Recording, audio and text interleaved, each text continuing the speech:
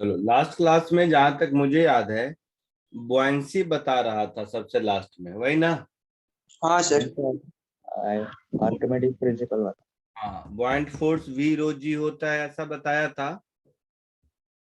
Yes. और time कम होने के कारण उसके एक भी क्वेश्चन नहीं किए थे, हाँ है ना। तो चलो, थोड़ा सा पहले आगे बढ़ने से पहले एक दो क्वेश्चन उसका कर लेते हैं।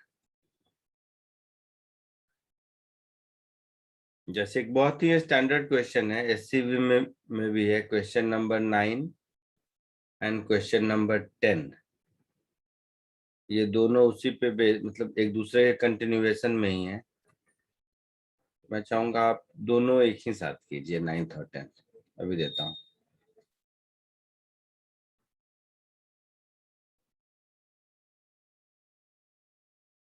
वी रो जी के फॉर्मूला में वी क्या है? Volume of solid. बट गधे।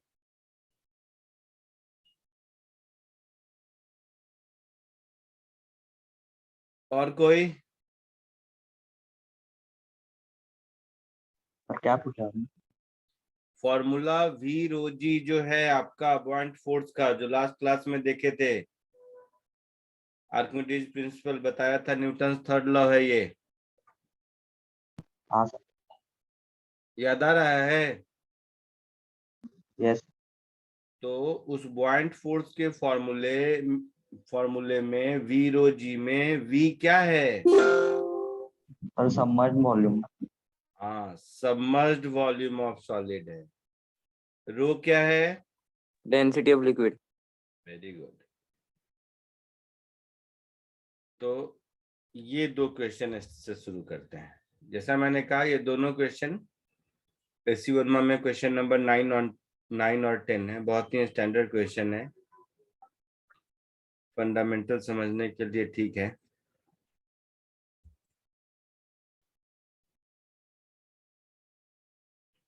क्यों नहीं पेस्ट हो रहा है?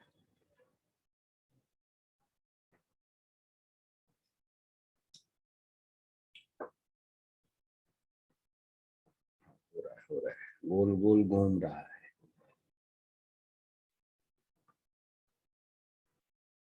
हो गया। दिख रहा है आप लोगों को क्वेश्चन? हाँ सर। हाँ सर। तो एससीवी क्वेश्चन नंबर 9 और 10 आर्किमिडीज प्रिंसिपल पे बेस्ड, इसको पहले कोशिश कीजिए, फिर आगे बढ़ेंगे।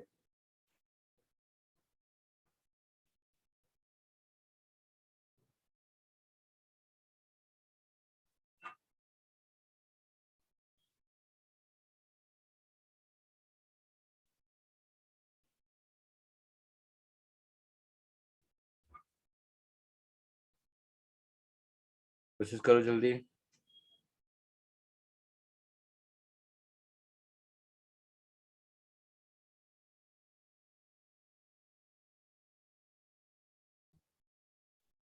बोलो। और 9 का आ गया। 9th आ गया? हाँ सर। क्या आंसर आया? सर 2.2 ग्राम। मैच किया क्या? सर 1। क्या है आंसर बुक में दिया हुआ? देखो या मैं देखूं?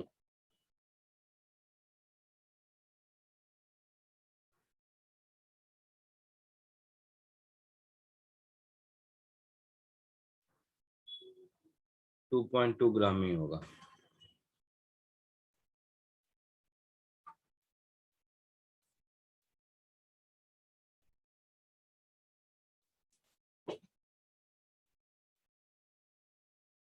सबको आया 9th का आंसर?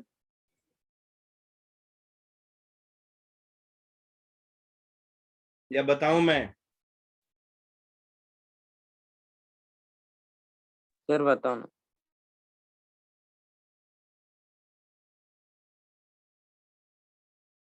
देखो इधर,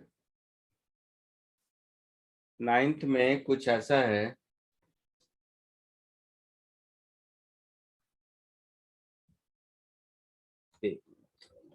सर दोनों को बॉयंट फोर्स सेम है क्या?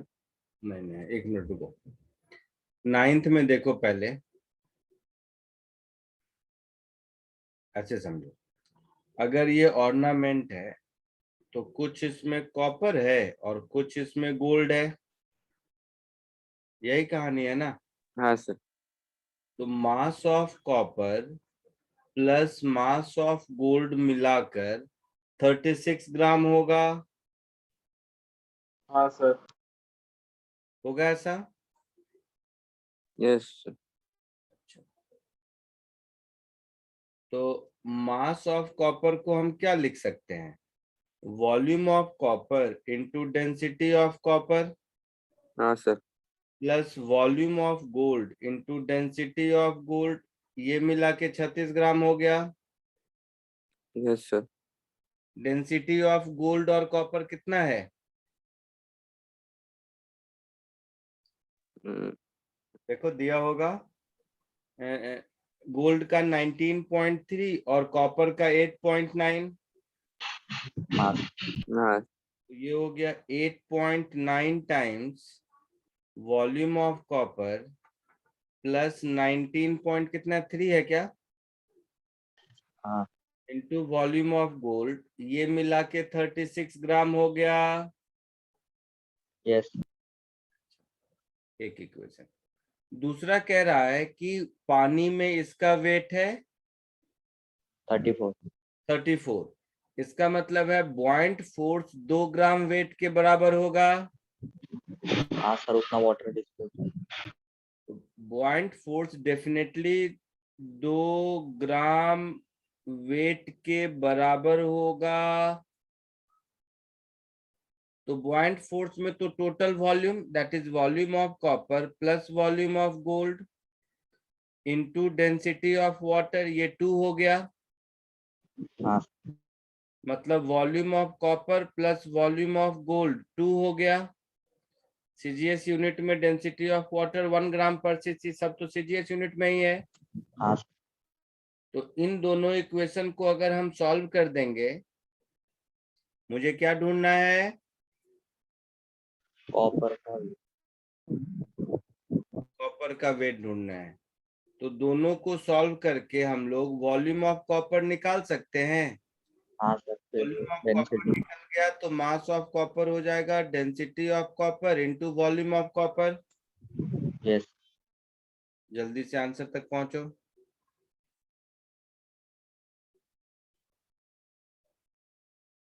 जल्दी से फाइनल आंसर तक पहुंचिए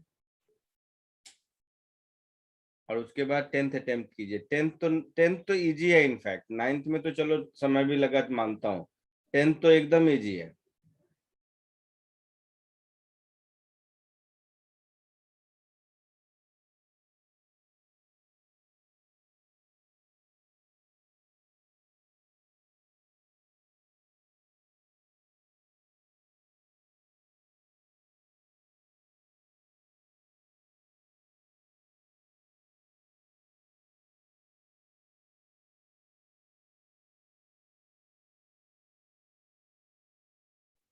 बोलो, 9th का आंसर मैच किया सबको?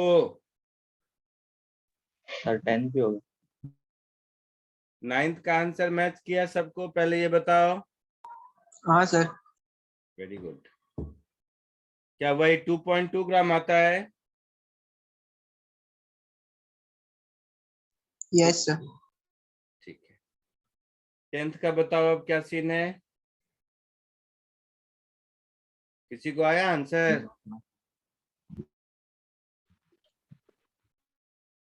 0.135 सेंटीमीटर की बात। देखते हैं। जो फर्स्ट वाला इक्वेशन है उसमें तो कोई चेंज नहीं होगा। हाँ यहाँ पर सी को कैविटी बोल देते हैं, है ना। हाँ वहां पर जो सी फॉर कॉपर था, यहाँ फॉर सी फॉर कैविटी है।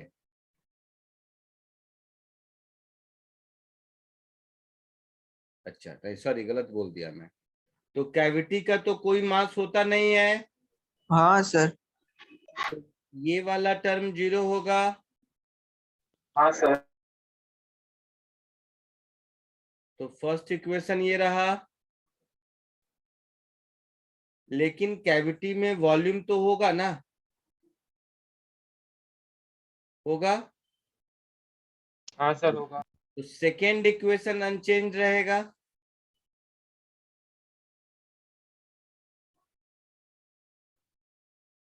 ये बात समझ में आई? हाँ सर समझा। कैविटी का मतलब क्या होता है? मास विदाउट वॉल्यूम। हाँ तो मास, सॉरी, वॉल्यूम विदाउट मास, सब में हाँ सर बोलते तुम लोग। कैविटी मतलब वॉल्यूम विदाउट मास। हाँ सर। तो मास में काउंट नहीं होगा, वॉल्यूम में तो होगा। Yes sir. ये वॉल्यूम ऑफ कैविटी निकालनी है, इन दोनों को सॉल्व कर दो। यस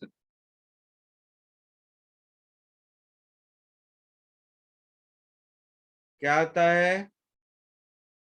वॉल्यूम ऑफ 0.135 सेंटीमीटर का। Minus volume of gold, so that is 2 minus volume of gold क्या हो जाएगा? 36/19.3, है ना? हाँ सर। कितना आता है?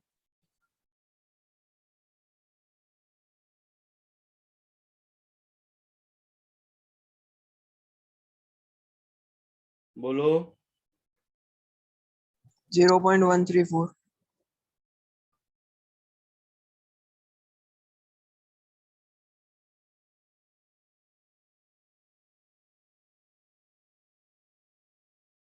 0.1 कैसे? ये तो मुझे 1 से ज्यादा आ रहा है। सर ये 13 कैसे आया आपको? वो 13 नहीं, 36 है ये।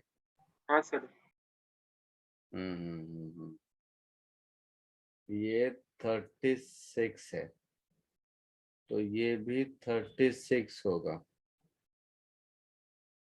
तो ये 25.6 नहीं, 2.6 होगा, है ना? कितना आता है 0 सर अप्रोक्सीमेट में 0.135। तो 0.135, चलो इतना सेंटीमीटर क्यूब आंसर होगा। क्लियर है सबको? हाँ सर। हाँ सर। हाँ सर समझा। आगे बढ़े? यस हाँ यस सर। सर।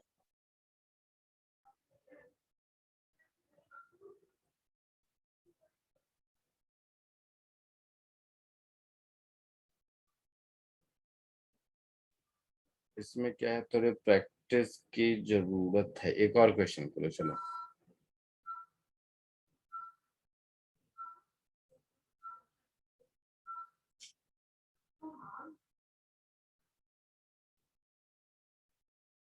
एक और क्वेश्चन इसी आर्किमिडीज प्रिंसिपल पे कोशिश कीजिए। सर हाँ बोलो। सर जे मेंस का अच्छा स्कोर मतलब कितना होता है? जितना ज्यादा आ जाए उतना ज्यादा अच्छा होता है। Sir minimum. मिनिमम मतलब चाहते क्या हो? जेईई मेंस के स्कोर से कहाँ जाना है तुम्हें, बताओ। सर सब जगह मिल सके। सब जगह मिल सके?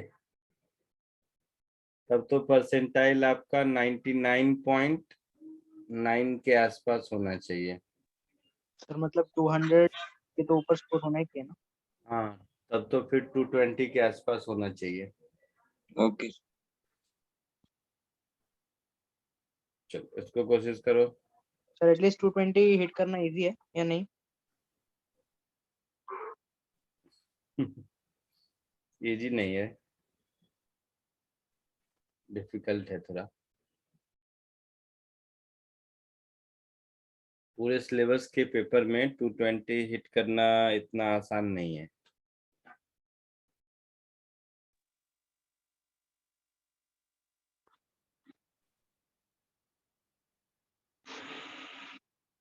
और सर कंप्यूटर के लिए कितना?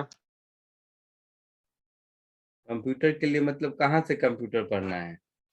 नहीं सर कोई भी कॉलेज वाला जो भी अच्छा कॉलेज मिल जाएगा सर। नहीं, NIT ऐसे नहीं होता है, कॉलेज के हिसाब से कट ऑफ होता है। ब्रांच में क्या है, कंप्यूटर ही अगर पढ़ना है तो तुम्हें मतलब तुम्हारे घर के बगल में भी बहुत कॉलेज मिलेगा, है ना। तो इसीलिए ऐसा कुछ ब्रांच के हिसाब से नहीं, अच्छे कॉलेज के लिए फाइट करो, ब्रांच बाद की कहानी है। Okay sir.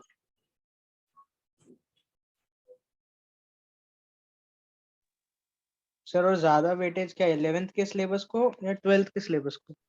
ऐसा कुछ भी नहीं है, अच्छा, दोनों का मतलब सेम ही। ऐसा कोई रोल नहीं है। 11th अगर गोल रहेगा तो 12th होगा ही नहीं, हाँ सर। इसीलिए ऐसा कोई रूल नहीं है। कोई कुछ बोले भी तो उसका कोई मीनिंग नहीं है। लोग यस सर। ऐसा बताते रहते हैं लेकिन इसका कोई मीनिंग नहीं है। पता चला 5 क्वेश्चन इधर से उधर आ गया, सब गड़बड़ हो गया, पता ही नहीं चला 11th है कि 12th है। इन बातों का कोई मतलब नहीं है। हाँ सर। हुआ कुछ? हाँ सर हो गया। बोलो क्या आंसर आया। सर फर्स्ट का 2.35 सेंटीमीटर, सेकंड का 2.54 सेंटीमीटर। फर्स्ट का क्या आंसर बोला था? 2.35 सेंटीमीटर। हाँ, वेरी गुड। सेकेंड का? 2.54 सेंटीमीटर। वेरी गुड, दोनों सही है। और किसी को आया? किसने बताया आंसर? सर मैंने मैंने मतलब? नॉर्मल। अच्छा, और किसी को?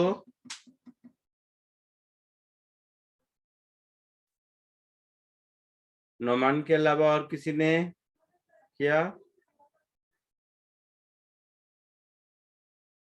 नहीं। चलो देखो इधर। A cubical block of iron 5 centimeter on each side is floating on a mercury vessel. Find the height of the block above mercury level. तो ऐसे समझो, sir buoyant force is greater than weight.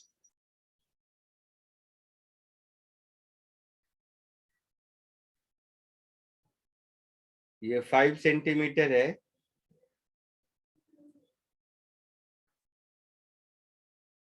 इसमें से h height मान लो ऊपर है जो मुझे ढूंढना है, ठीक है। हाँ सर। हाँ तो ये 5 माइनस h नीचे होगा, हाँ सर। और ये फ्लोट कर रहा है।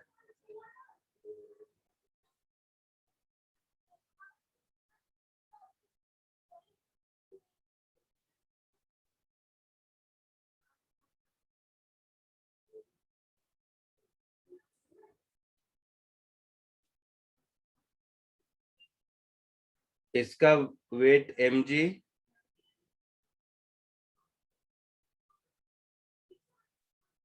और ये बुआइंट फोर्स है। अगर फ्लोट कर रहा है तो ये बुआइंट फोर्स mg के बराबर होगा। हाँ बुआइंट फोर्स कितना होगा, तो पानी के अंदर कितना वॉल्यूम हो जाएगा? 5 माइनस हाँ हाइट 5 माइनस 8 इंटू 5 इंटू 5।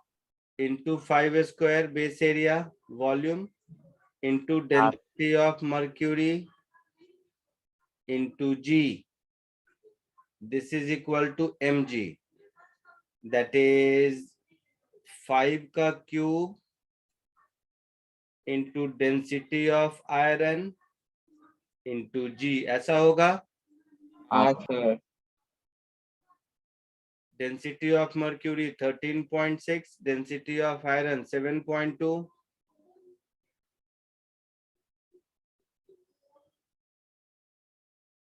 ये जी और ये जी गया, ये 5 स्क्वायर गया तो एक 5 बचा। So 5 minus h into 13.6 is equal to 5 into 7.2। ऐसा होगा। तो यहाँ से h की वैल्यू मिल जाएगी 2.35। कितना था? 2.35 था। हाँ 2.35 सेंटीमीटर आंसर।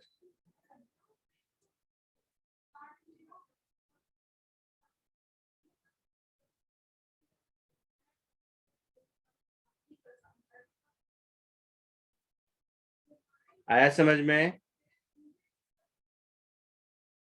हाँ सर समझा। अगर वो पूरा ब्लॉक फ्लोट करता तो 1 पर ग्रेटर देन mg होता ना।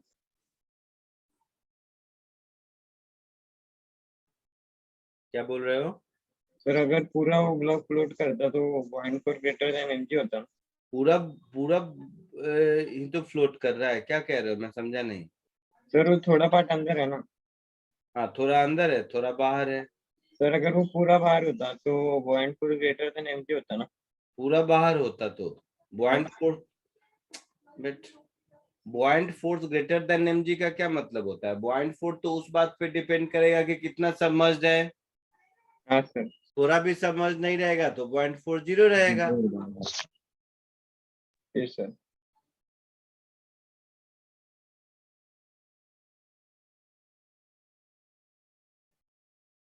अब कह रहा है water is poured in the vessel until it just covered the iron block.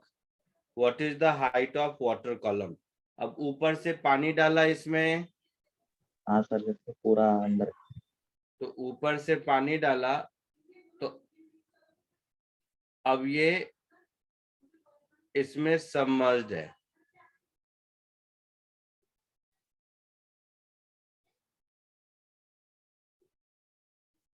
तो अब कहानी ऐसी हो गई कि कुछ पार्ट मर्क्यूरी में होगा,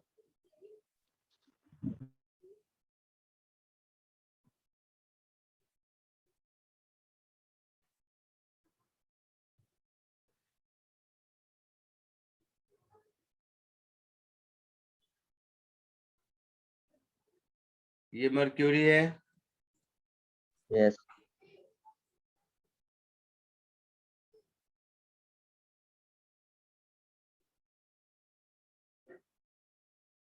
और ये रेड वाला वाटर है।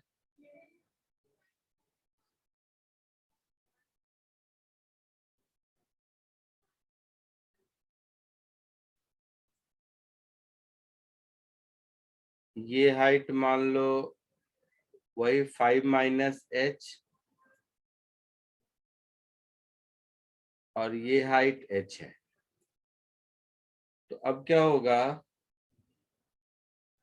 अब दो बुआइंट फोर्स होंगे, buoyant force of water plus buoyant force of mercury. हाँ सर। ये इसके वेट mg के बराबर होगा। यस। कोशिश कर सकते हो खुद से, यस। Yes sir. करो खुद से कोशिश, मैं नहीं बताऊंगा।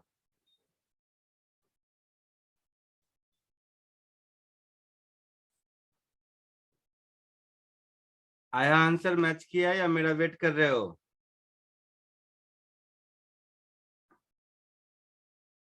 आ गया। आ गया? क्या आया? और बोला था ना 2.5।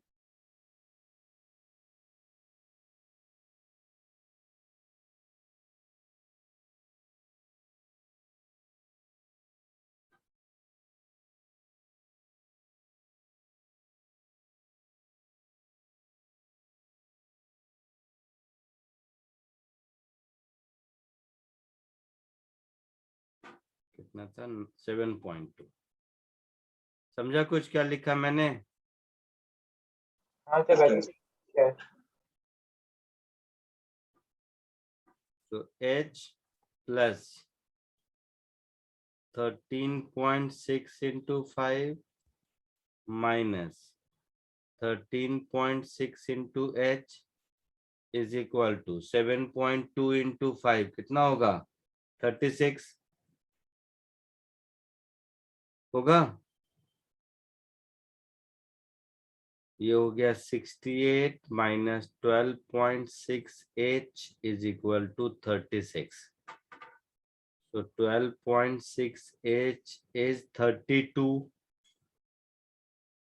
ऐसा कुछ? हाँ कुछ गलत कर दिया क्या? तो h क्या हो गया? 32/12.6 कितना आता है? सर, 2.5। 2.54 4। सेंटीमीटर। क्लियर है? आगे बढ़े? यस।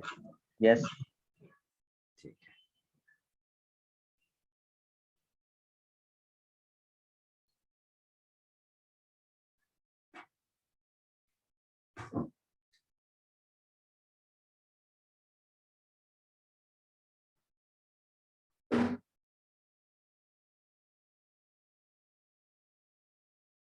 Done sir.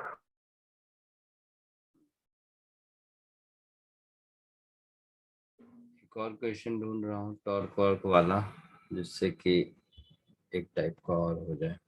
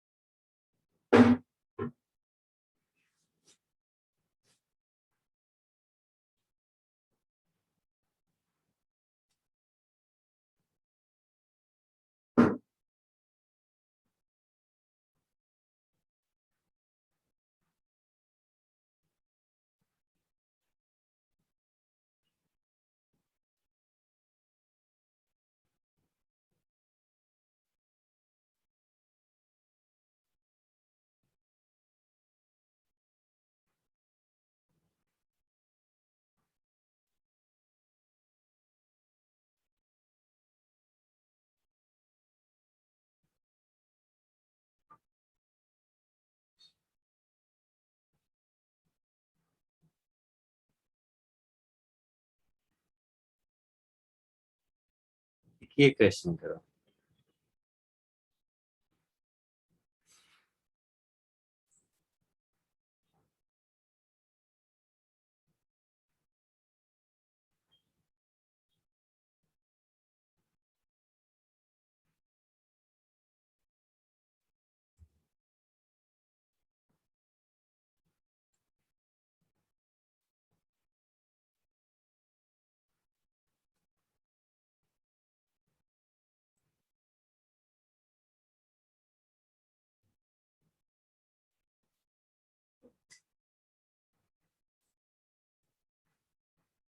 फोर्थ एक और क्वेश्चन, उसके बाद फ्लूइड डायनामिक्स पढ़ेंगे। Motion of fluid.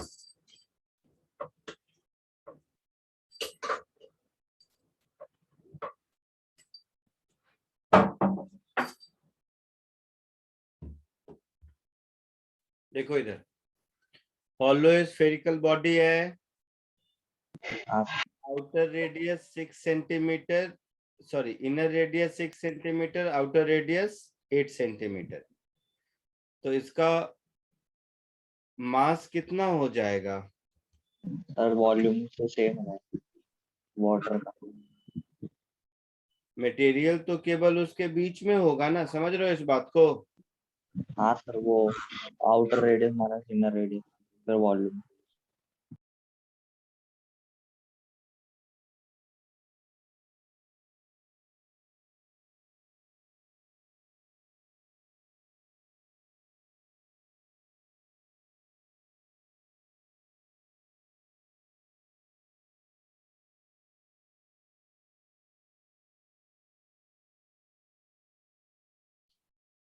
देखो, तो मटेरियल तो केवल इसमें है,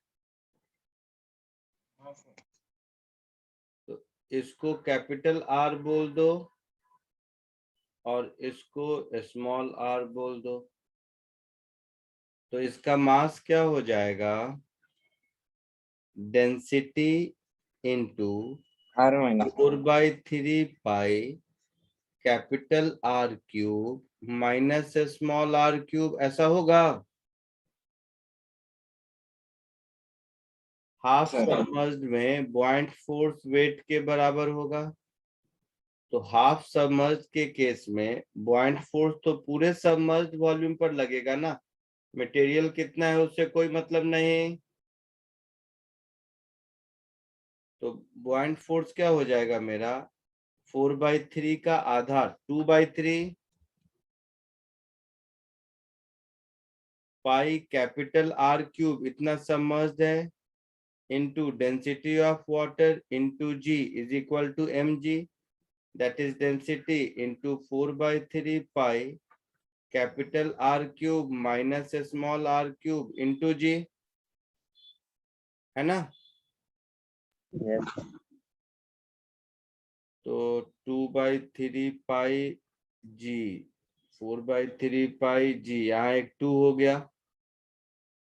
कैपिटल R है मेरा 8 सेंटीमीटर, तो ये कुछ ऐसा हो गया 8 क्यूब डेंसिटी ऑफ वाटर 1, इसी की डेंसिटी ढूंढनी है मुझे।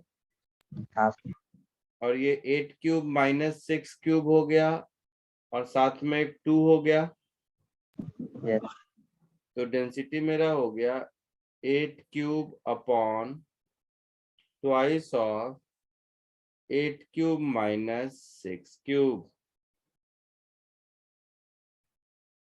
8 क्यूब से ऊपर नीचे डिवाइड कर दो तो 1/2 इंटू 1 माइनस 6/8 का होल क्यूब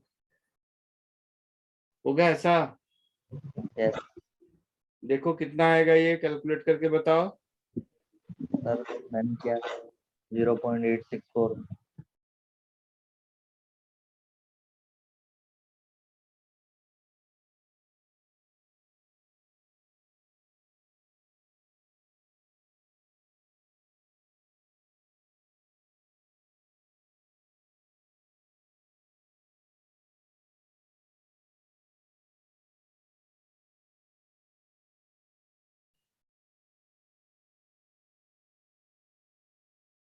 आगे बढ़ूं? हाँ सर, 7 minutes.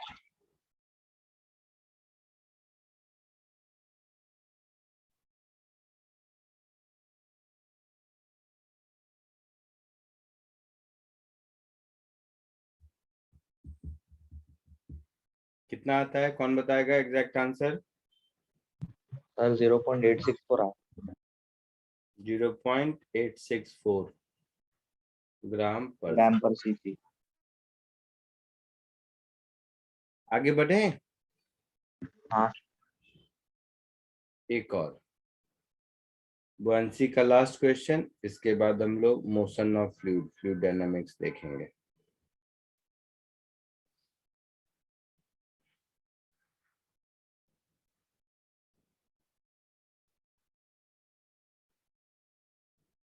कोशिश कीजिए।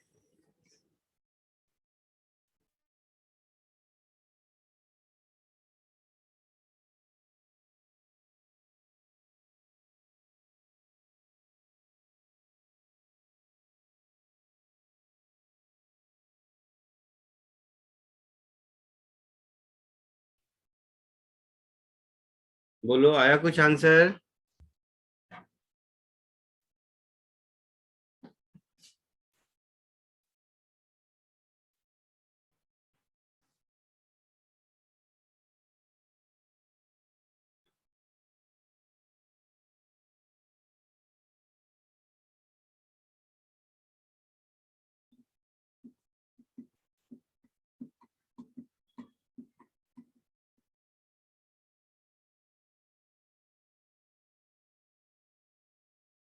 बोलो। नहीं देखो इधर, इस प्लैंक का लेंथ है 1 मीटर,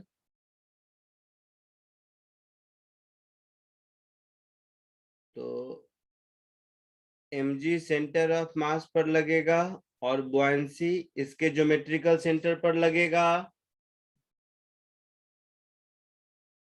हाइट ऑफ वाटर कितना दे रखा है? 10 बेटा मीटर। 0.5 मीटर पर, ठीक से। तो ये 0.5 मीटर है। ये एंगल अगर थीटा है तो यहां से यहां तक का लेंथ क्या हो जाएगा?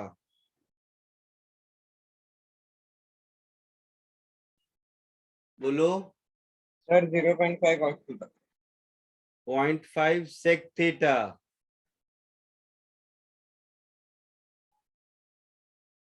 तो ये पॉइंट फोर्स जहां पर लगेगा ये डिस्टेंस मेरा हो जाएगा 0.5 सेक थीटा अपॉन 2। समझ आया? हाँ सर। और ये ग्रेविटी वाला फोर्स जहां पर लगेगा ये वाला डिस्टेंस mg वाला ये 0.5 हो जाएगा, 1 मीटर का है तो, और ये एंगल थीटा, तो और ये थीटा है तो ये भी थीटा होगा, हाँ सर। है ना? ये भी थीटा होगा। समझा कुछ यस। या नहीं? हाँ सर। ये mg ये जो बना रहा होगा ये भी थीटा होगा, और पॉइंट फोर्स जो ऊपर लग रहा है ये भी थीटा होगा, है ना? और ये हिंज पॉइंट O है। तो इस mg का टॉर्क क्लॉकवाइज होगा।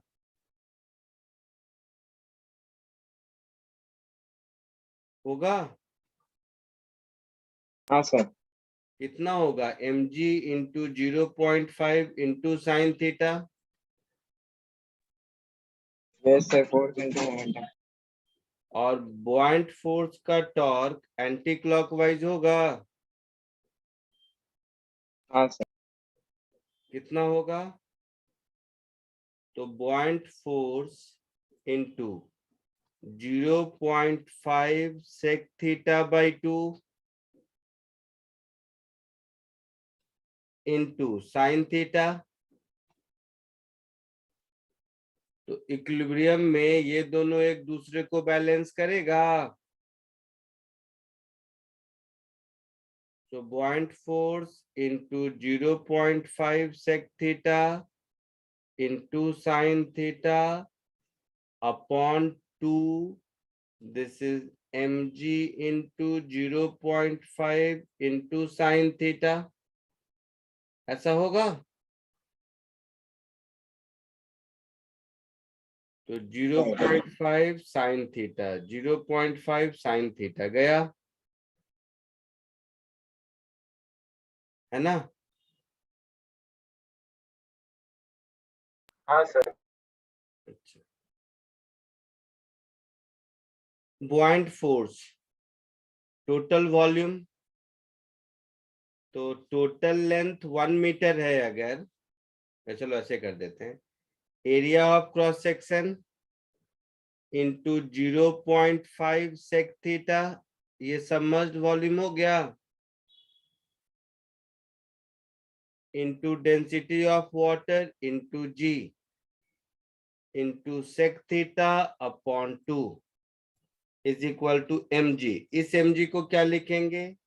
Area of cross section into length 1 metre into density of wood है, क्या क्या है ये वुडन प्लैंक है।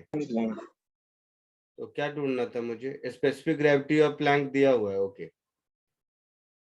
तो मैं इसको ऐसे लिख देता हूँ, density of Planck into g, ऐसा कुछ।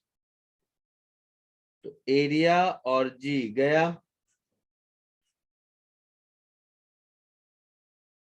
तो ये हो गया 0.5 अपॉन 2 sec square theta is equal to, wooden plank कितना है? स्पेसिफिक ग्रेविटी 0.5, तो इज इक्वल टू 0.5 हो गया। हो गया। यस। सेक स्क्वायर थीटा 2 हो गया, यस। मतलब सेक थीटा प्लस माइनस √2 हो गया, हाँ मतलब कॉस थीटा प्लस माइनस 1/√2 हो गया, हाँ सर। मतलब थीटा 45 डिग्री हो गया। यस। ऐसा कुछ आंसर होगा। आया समझ में सबको? हाँ सर। जल्दी से कॉपी कर लीजिए।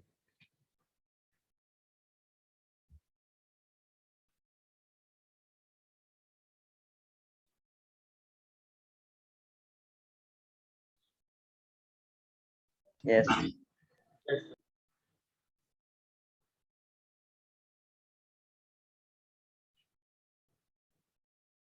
चलो अब हम लोग फ्लूइड डायनामिक्स पढ़ेंगे। फ्लूइड डायनामिक्स मतलब फ्लूइड का मोशन। अभी तक हाइड्रोस्टैटिक्स पढ़ रहे थे जिसमें कि लिक्विड रेस्ट पर था। अब हम लोग पढ़ेंगे हाइड्रोडायनामिक्स।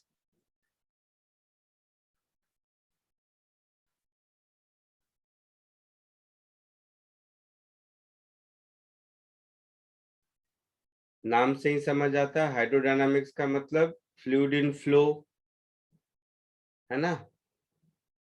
हाँ हाँ सर। अब आइडियल फ्लूइड जो शुरू में मैंने बताया था उस बात पर मैं दोबारा आता हूं। फर्स्ट लेक्चर में मैंने आइडियल फ्लूइड बताया था कुछ।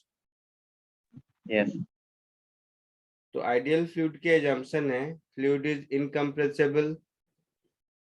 ये हम लोग यूज कर चुके हैं, हाइड्रोस्टैटिक प्रेशर में पढ़े थे इसको। हाँ इनकम्प्रेसिबल का मतलब density constant. Fluid is non viscous, ये भी बता चुका हूं। Fluid does not show rotational effect, ये अभी मोशन में देखना है।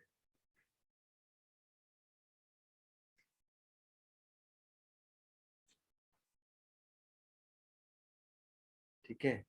और दूसरा, फ्लूइड का मोशन हमेशा स्ट्रीमलाइन होता है।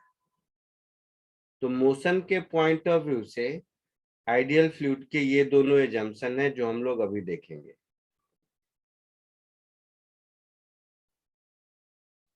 तो आगे हम लोग जो कुछ भी पढ़ेंगे इस चैप्टर में वो फ्लूइड के मोशन से रिलेटेड इन दोनों एजम्पशन को ध्यान में रखते हुए, मतलब फ्लूइड का रोटेशनल मोशन नहीं हो सकता है और फ्लूइड का स्ट्रीमलाइन मोशन ही होगा। फटाक से इसको कॉपी कर लो।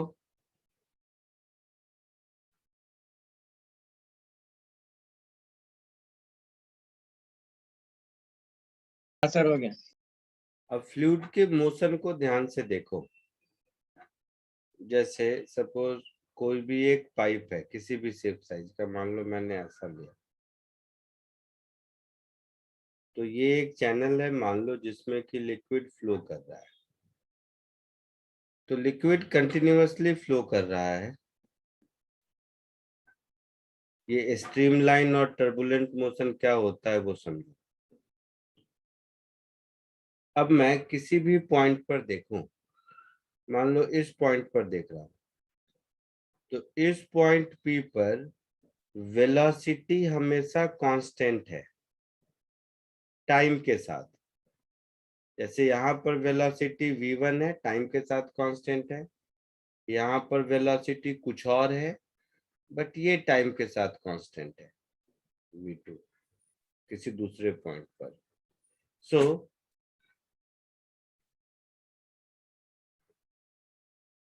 velocity at a point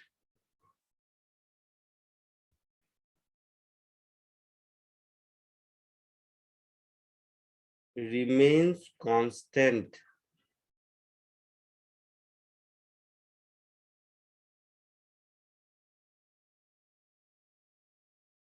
with time। तो इसको हम लोग स्ट्रीमलाइन फ्लो कहते हैं। जो ऊपर लिखा है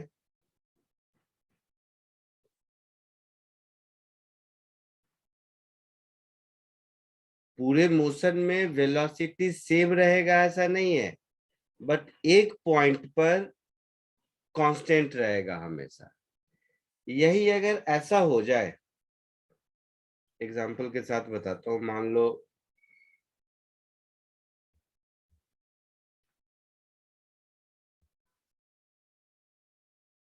यही अगर ऐसा हो जाए इसी पॉइंट पर देखें तो कभी वेलोसिटी इधर दिख रहा है, कभी वेलोसिटी इधर दिख रहा है, कभी वेलोसिटी इधर दिख रहा है, कभी वेलोसिटी इधर दिख रहा है। मतलब किसी भी पॉइंट पर वेलोसिटी टाइम के साथ कांस्टेंट नहीं है। तो velocity at a point changes with time, है ना। तो इसको हम लोग टर्बुलेंट फ्लो कहते हैं।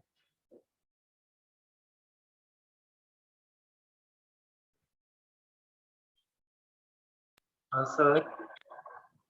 टर्बुलेंट फ्लो का मतलब है, एक मिनट रुको, जैसे तुम लोग घर में बहुत बार ऑब्जर्व किए होंगे, कभी कभी क्या होगा कि मान लो जैसे बीएमसी का पानी नहीं आता या जो भी पानी का मैकेनिज्म हो, तो पानी नहीं आता है तो क्या होता है, पाइपलाइन में एयर रहता है,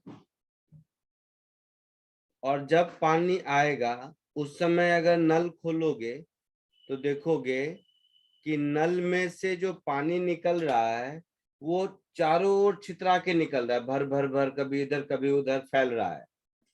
लेकिन थोड़ी देर के बाद जब पूरे पाइपलाइन में पानी आ जाएगा तो देखोगे उसका फ्लो स्ट्रीमलाइन हो गया है। ये हाँ ऑब्जर्व किया है कभी? हाँ सर हाँ किया सर है। पानी जाने के बाद होता है। जब पानी जाने के बाद नल खाली है और तुमने नल खोल दिया, खुला हुआ नल है और दोबारा पानी आता है, तो शुरू में वो अजीबोगरीब साउंड से निकलता है और पानी उसमें से चारों ओर छितरा के फैलता है। हाँ सर। मतलब टैप के का जो माउथ है वहां पर वेलोसिटी का डायरेक्शन हर बार चेंज कर रहा है, कभी इधर कभी इधर कभी इधर, ऐसा।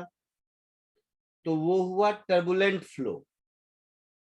पाइपलाइन के अंदर भी ऐसा होता है, तो अंदर दिखता नहीं है इसलिए मैं बाहर का एग्जांपल दे रहा हूँ। फिर देखोगे थोड़ी देर के बाद वो एकदम प्रॉपर स्ट्रीमलाइन हो जाता है। आया समझ में? हाँ हाँ सर। सर। तो आइडियल फ्लूइड का मोशन टर्बुलेंट नहीं होगा, स्ट्रीमलाइन होगा। ये हाइड्रोडायनामिक्स में हम लोगों का समझ लो तो एजम्पशन है। ठीक है, इसको जल्दी से कॉपी कर लो, फिर आगे बढ़ते हैं।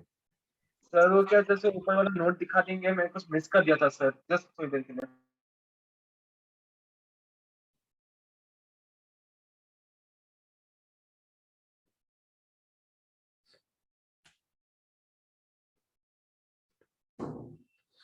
सर लाइन में डायरेक्शन एक ही रहता है क्या, और मैग्नीट्यूड अलग रहता है?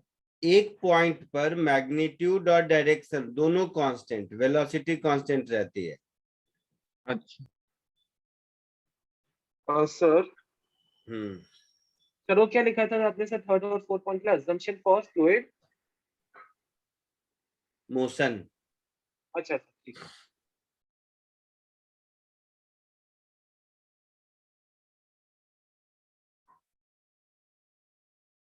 आगे बढ़े। 1 मिनट वो कॉपी कर रहा हूँ।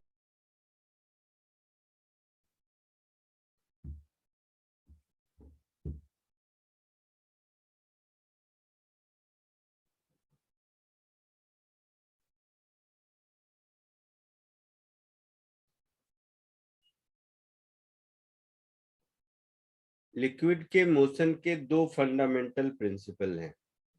एक को कहते हैं इक्वेशन ऑफ कंटिन्यूटी और दूसरे को कहते हैं Bernoulli equation.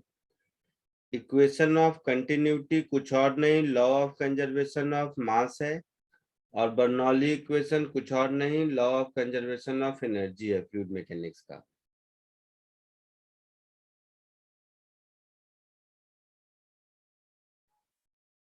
Equation of continuity,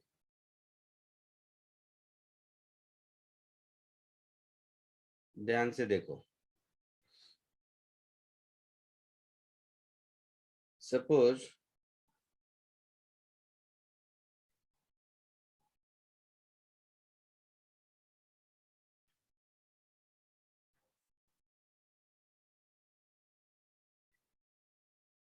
कोई भी लिक्विड फ्लो कर रहा है,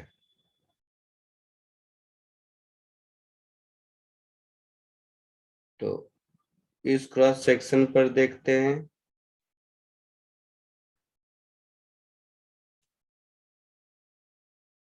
और इस क्रॉस सेक्शन पर देखते हैं।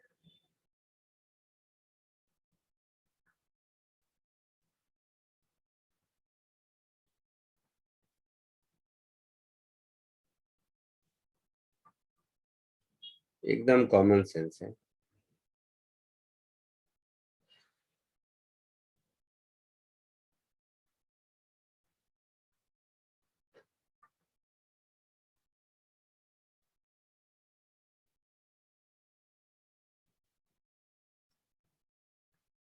इधर देखो, यहाँ पर इसकी स्पीड है मान लो v1 और यहाँ पर इसकी स्पीड है v2। यहाँ का क्रॉस सेक्शनल एरिया है a1 और यहाँ का क्रॉस सेक्शनल एरिया है a2। तो किसी dt टाइम में यहाँ का liquid front v1 into dt इधर जाएगा और ये वाला liquid front v2 into dt इधर जाएगा। हाँ। अब आइडियल फ्लूइड में हमने देखा था कि फ्लूइड का तो वॉल्यूम कांस्टेंट रहता है, इनकम्प्रेसिबल है। देखा था ना, इनकम्प्रेसिबल है।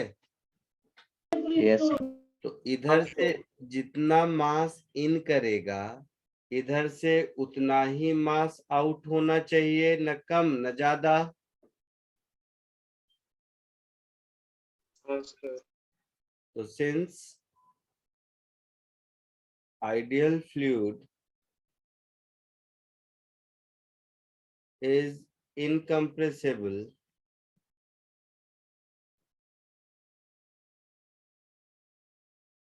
dt टाइम में जितना मास इन हुआ है dt टाइम में उतना ही मास दूसरी जगह से आउट होना चाहिए, न कम न ज्यादा। हाँ तो मास कितना इन होगा, area of cross section a1 into v1 dt, ये वॉल्यूम हुआ, इंटू डेंसिटी। इधर हो गया a2 इंटू v2 dt, ये वॉल्यूम हो गया, इंटू डेंसिटी। तो यहां से आपको दिख रहा है a1 v1 is equal to a2 v2, दिख रहा है। हाँ सर। इसका मतलब हम कह सकते हैं किसी भी क्रॉस सेक्शन पर cross sectional area into velocity, इसका प्रोडक्ट कांस्टेंट रहेगा। हाँ सर। तो इसी को इक्वेशन ऑफ कंटिन्यूटी कहते हैं। या तो मैं ऐसा बोल दूं या इसी को ऐसा बोल दूं, इसी को इक्वेशन ऑफ कंटिन्यूटी कहते हैं। और ये जो टर्म चलो ये एरिया इंटू वेलोसिटी, इसको बोलते हैं volume flow rate. Volume flow rate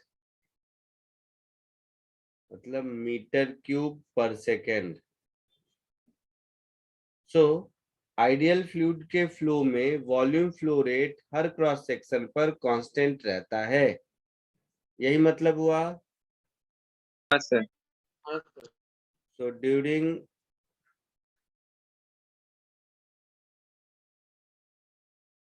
a streamline flow of an ideal fluid,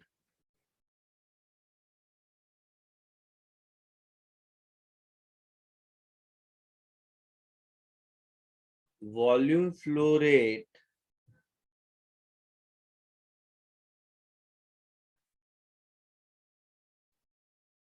bracket में a इंटू v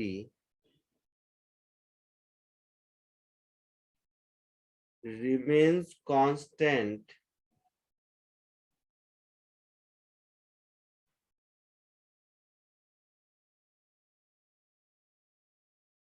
throughout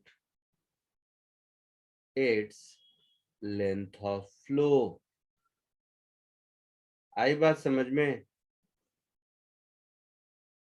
हाँ इस सर। कॉमन सेंस का नाम है इक्वेशन ऑफ कंटिन्यूटी। और भी ध्यान से देखोगे तो ये कुछ और नहीं, law of conservation of mass है और कुछ नहीं। हाँ सर ठीक है सर। तो law of conservation of mass को जब हम लिक्विड के मोशन में अप्लाई करते हैं तो इसका नाम हो जाता है equation of continuity, otherwise common sense है। क्लियर है? हाँ सर। कॉपी कर लो इधर।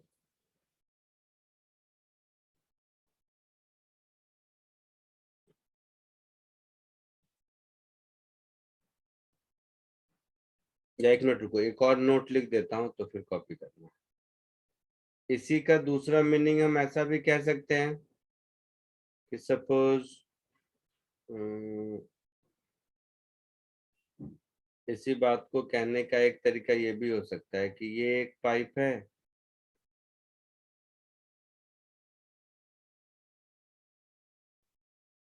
ये एक दूसरा पाइप है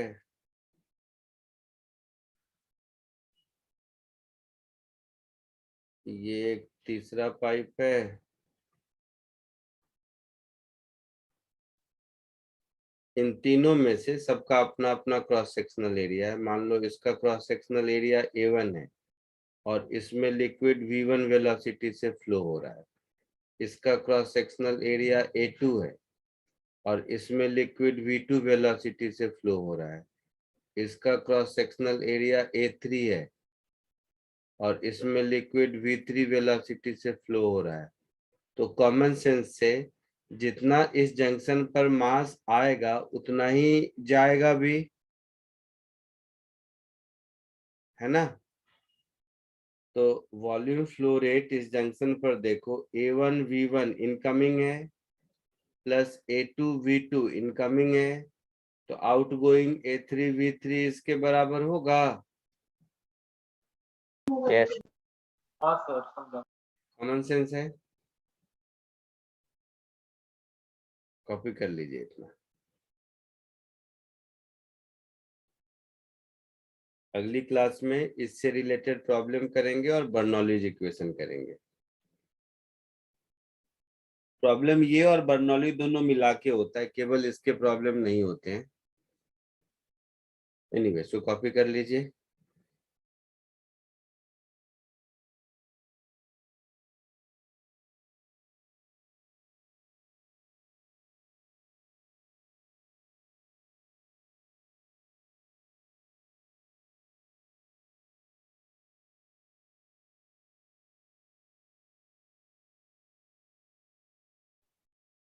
जिसका जिसका कॉपी हो जाए लीव कर सकते हो।